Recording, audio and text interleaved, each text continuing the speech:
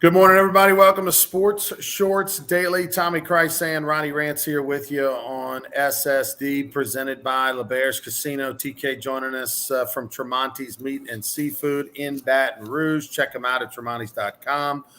Today on Sports Shorts Daily, we'll talk about the Pelicans. They've now lost 6 in a row. And oh, by the way, the bookies got this one right. The Denver Nuggets 1-point favorite. They win by 1. They were up big, looked like they were going to cover easily, and then the Pelicans charged late and lost by 1. Now they're back-to-back tonight. TK, of course, who they're playing tonight? What's the line? Minnesota Timberwolves and the Pelicans are a 2.5-point favorite. 2.5-point favorite because it's also rumored that Brandon Ingram could possibly return today. Obviously, we don't know yet. If he does, that's a game changer. And you know, it is saying Brandon is back. Okay, so yeah. Mark's on top of the Pelicans and other things in New Orleans. So appreciate the comment, Mark. Yeah, they after the game last night that they expected he'd probably be back today, and I was reporting this morning that he's going to be playing tonight. Obviously, there's going to be a little rust involved, TK, but you know, it's clear that when you have Zion, you don't have Ingram, or you don't have obviously both the difference maker, but if you don't have one or the other, this is a different team. And obviously Ingram's going to come back, and that should give this team a boost. You don't usually like a team on a back-to-back night, but I would take the Pels tonight at 2.5. I know you think differently. Well, he's going to provide an emotional boost, but how far does that go? You know, over a 48-minute NBA game. You know, so I just think there's value with the T-Wolves on the money line plus $1.20, you know, but that's why they call it gambling. All right, Ronnie Rance has popped away from us for a minute. I'll remind you about Tremonti's Meat and Seafood Market. The lunch special today is lasagna. Always got a good lunch special. We got other things you can get, the po' boys, the burgers, salads, whatever you want at Tremonti's Meat and Seafood, the wine, the whiskey. Game processing, shooting. A lot of people dropped off deer yesterday to be processed.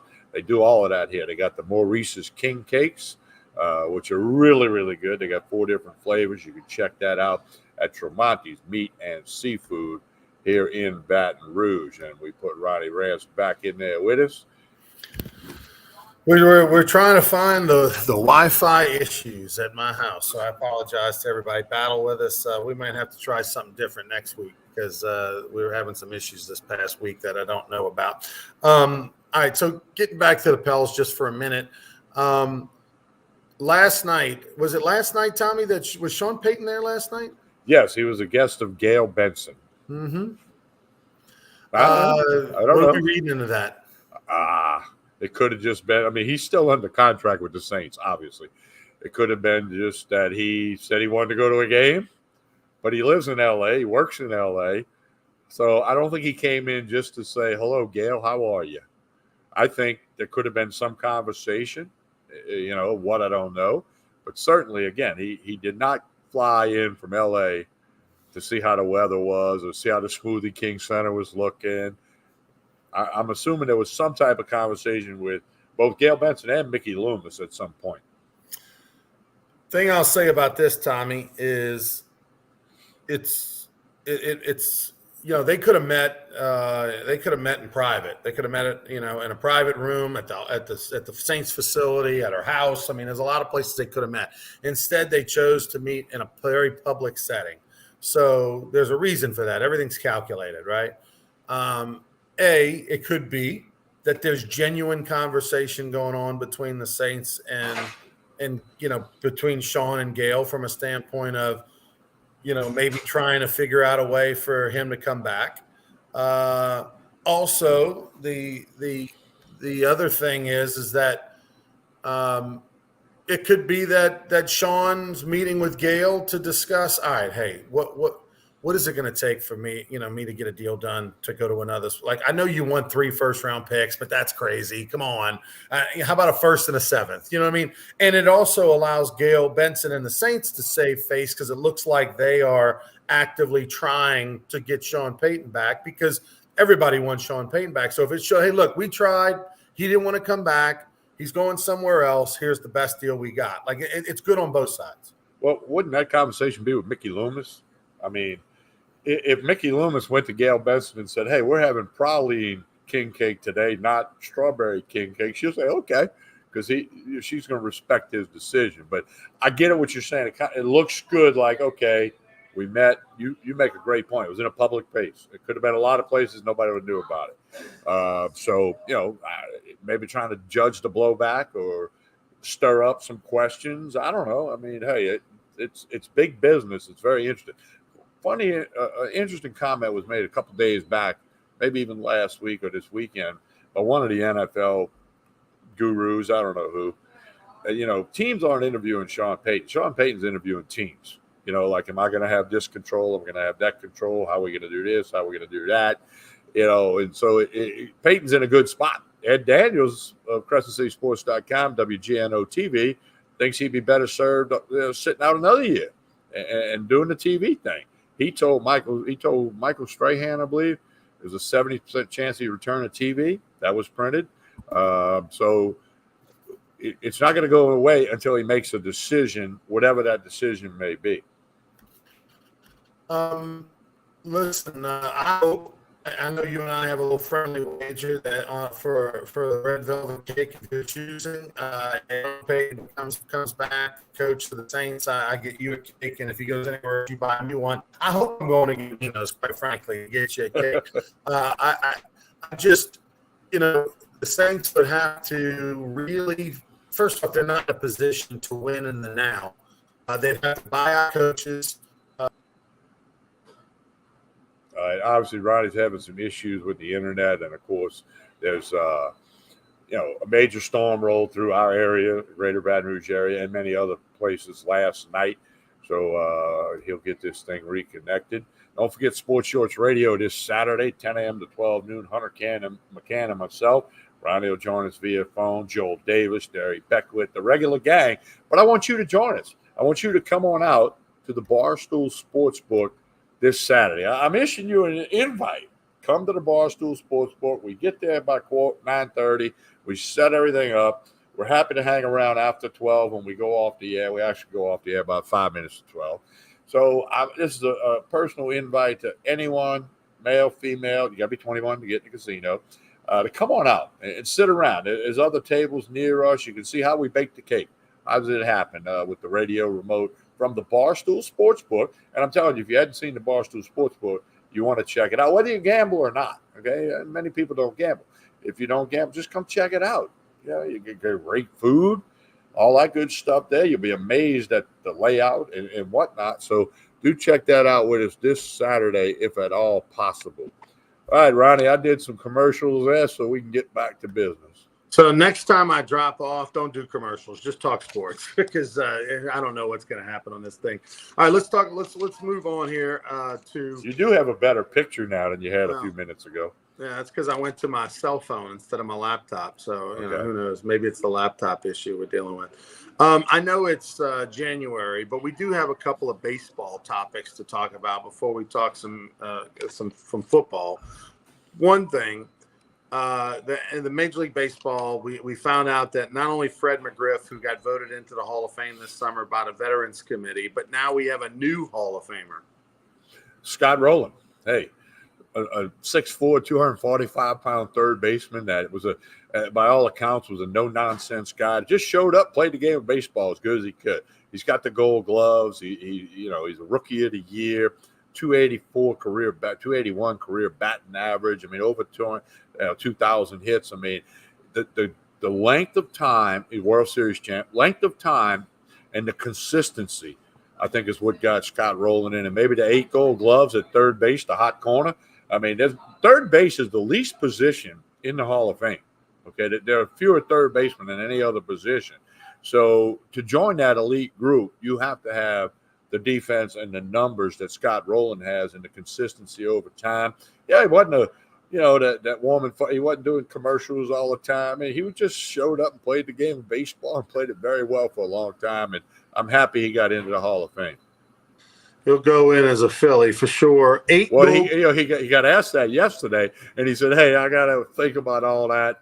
He says, "Today I just want to." Well, because a lot of time with the Reds, a lot of time with the Cardinals. Right. So I would think it's a Philly, but he was directly asked that yesterday, and he said, "Okay, guys, can we deal with that another time? I want to rejoice with my family and my teammates." He was strong about his teammates and all the great cities he played in, but no decision yet.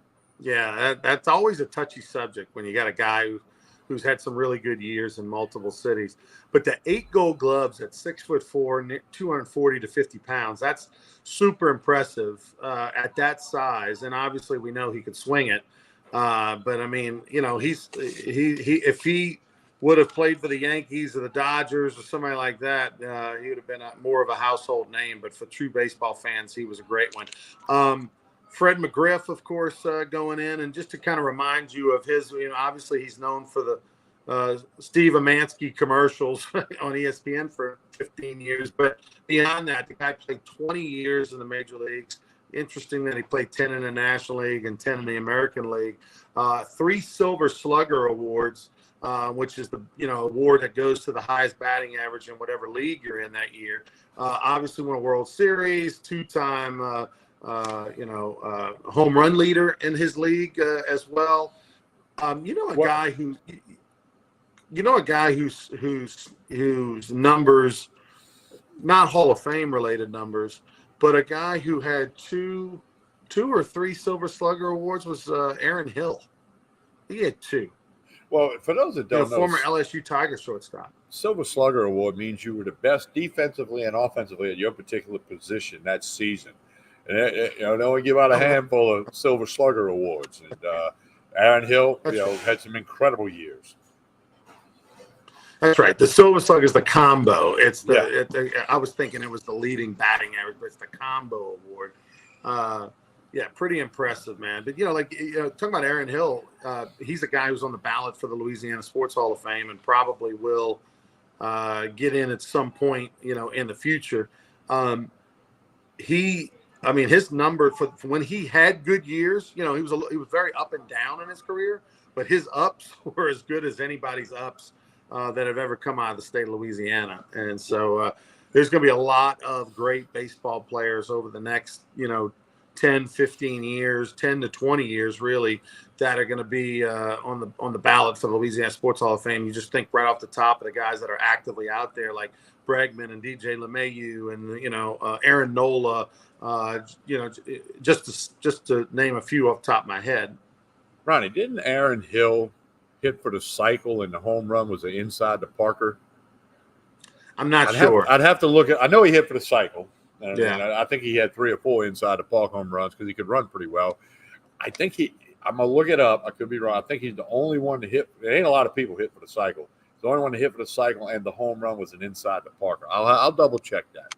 Speaking of Alex Bregman, I don't know if I mentioned this during the week, but he was at the banquet of the first pitch banquet Sunday night. He donated an auction item, went for $10,000. The auction item was 10 tickets to the August 11th Houston Astros Anaheim Angels game, and 10 tickets to the game on the 12th against the 2 teams, as well as 10 field passes for both days to go down in front of the dugout and watch batting practice. And he agreed to come over and say hello to the group or take a group photo or whatever type of thing.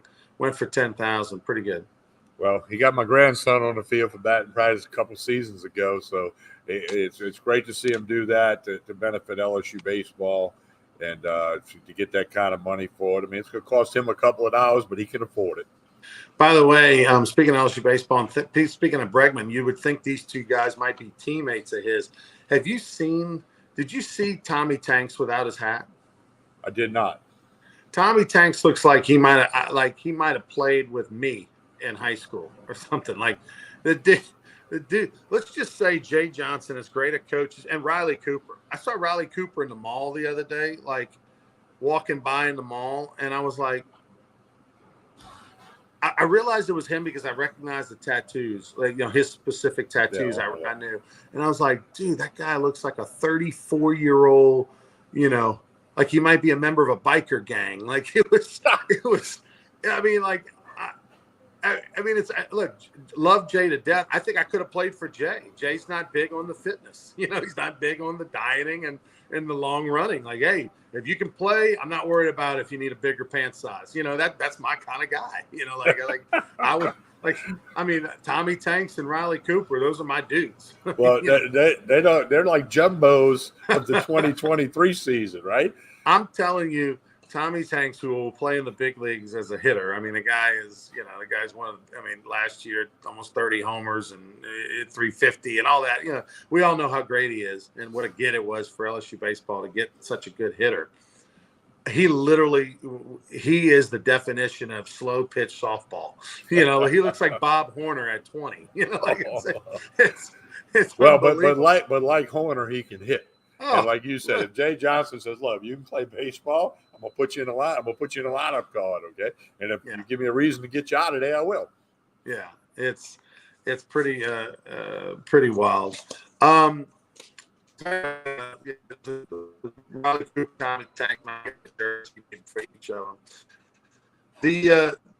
The other news to talk about, and it's not good, is LSU basketball. We have to talk. Normally, you would talk about a team that's only got an SEC win, but they're so bad that it's almost comical. And look, everybody's giving McMahon, their first-year head coach, a break because he inherited a team that literally didn't have a player on the roster. He had to build the team from scratch and he had to do it the right way. And everybody's doing them a couple years, okay? So they'll get things worked out. They'll go in the NIL.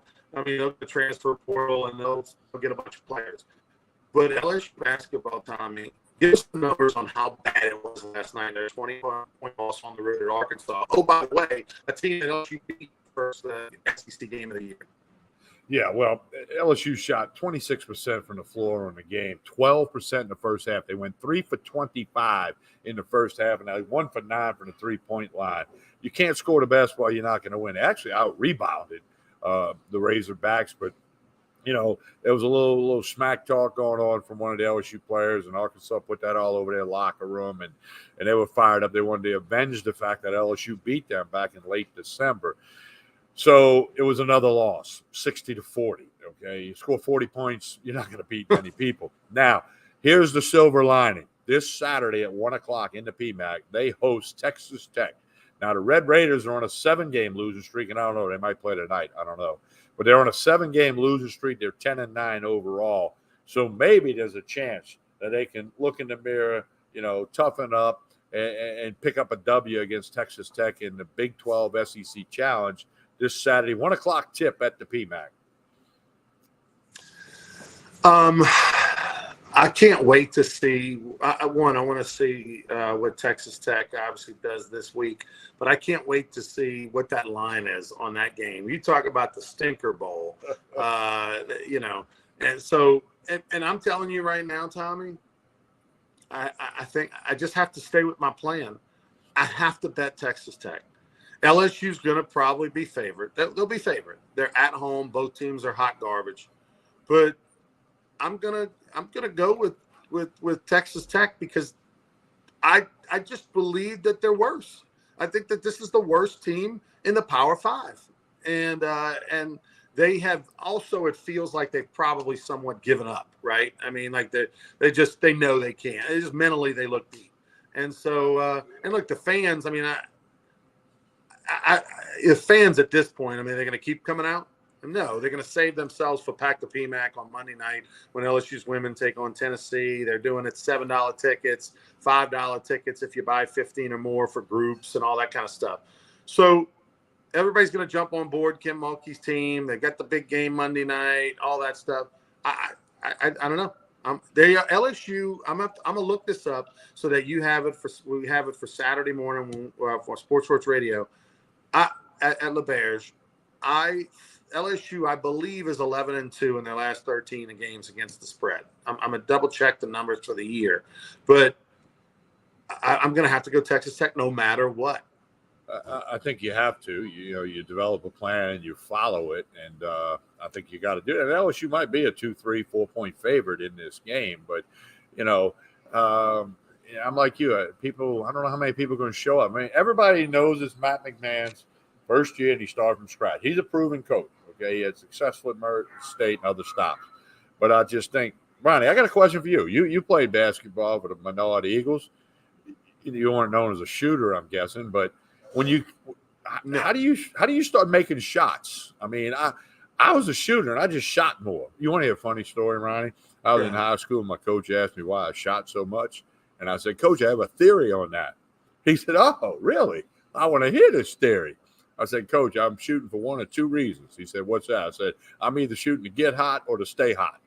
He told me to start running. So, but I thought it was a good answer. I'm trying to either get hot or stay hot. So, but I always felt, and when you talk to people who could really shoot better than me, they said, hey, you just got to get in the gym and shoot. You just got to shoot. You got to find it. You got to find it coming off them fingertips. You know, you got to.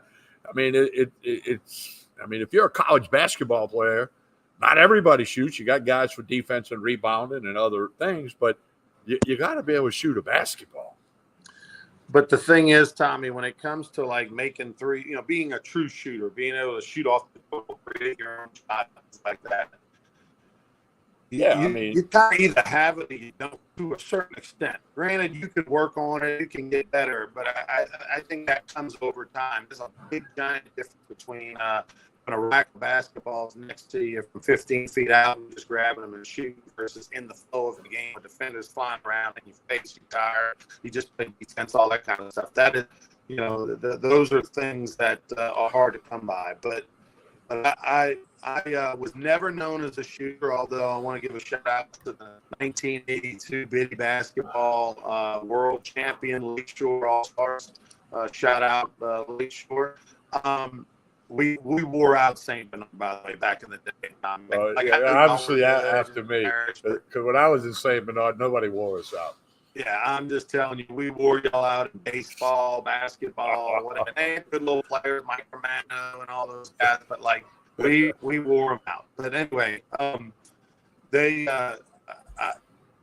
this team just doesn't have any natural scores. And I think you're going to see a gigantic overhaul of this LSU basketball team next year. Now, on a happy note, LSU's women 20-0. They've got the whole week to prepare. They played Monday night. They dominated Alabama on the road. They got a whole week to get ready for what will be. I think it'll be a sellout. I think it will be a hardcore sellout against Tennessee. It's a pack the PMAC night. They're making a big push with the week off to get a giant crowd in there.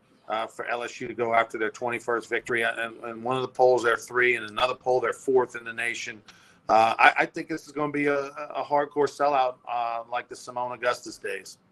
I got to agree with you. There's no reason for it not to be. So let's see if they can, I think people should need to turn out. I mean, this basketball team's a great team with a lot of upside. Are they going to win every game? Probably not, but you never know.